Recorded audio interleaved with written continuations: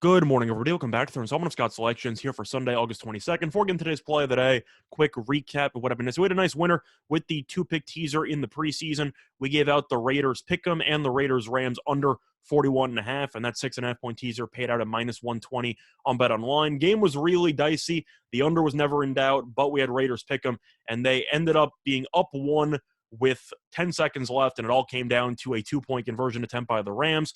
Luckily for us, it was a terrible play call, and the Rams ended up failing the two-point conversion. So the Raiders won 17-16, which gave us a nice winner. So we'll look for another winner here on Sunday, but we're going to be going back to baseball. We're going to be looking at an afternoon matchup between the Seattle Mariners and the Houston Astros, taking place at around 2:10 p.m. Eastern Time. And for the play today, we like the Astros minus 1.5 at plus 110 on DraftKings. Time recording of 1:50 a.m. Eastern Time. Covering why I like the Astros in the spot. First of all, Houston has done very well against Seattle lately. Houston is 8-4 so far this season against the Mariners, but in the last four meetings, Houston has won each of them by at least 2 runs. So the last couple of games have not even been close. Now, looking at the 2 games so far in the series, because this is obviously the series finale out of this 3-game set, it has really not been close.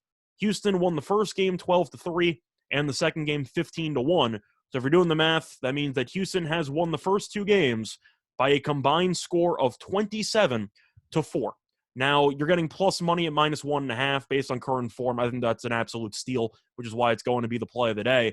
Now, you might be wondering why Seattle's getting absolutely shelled in this series, and part of the reason could be because of the fact that Seattle, despite being on the outskirts of the AL wildcard race, is really awful on the road. The Mariners are 29-33 on the highway, while the Astros are 39-23 at home. So I think Houston should look pretty comfortable in the spot, while Seattle might struggle once again in this hostile environment. But looking at the pitching matchup, you have Anderson on the mound for Seattle, and he has been pretty good since he came over in the trade deadline trade. But either way, he does have a 4.9 ERA on the road, so he has looked a lot sharper at home than he has on the road, and I think that might take place once again, on Sunday.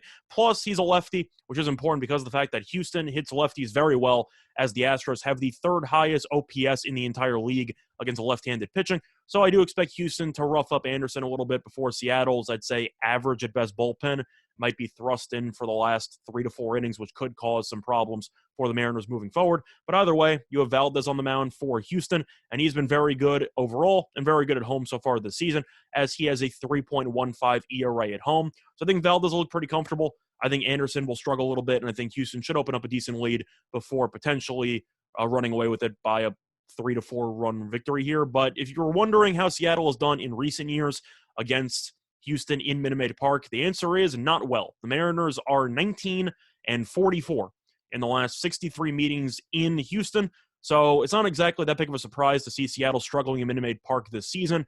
But just to reiterate, it's been pretty bad over the last couple of days.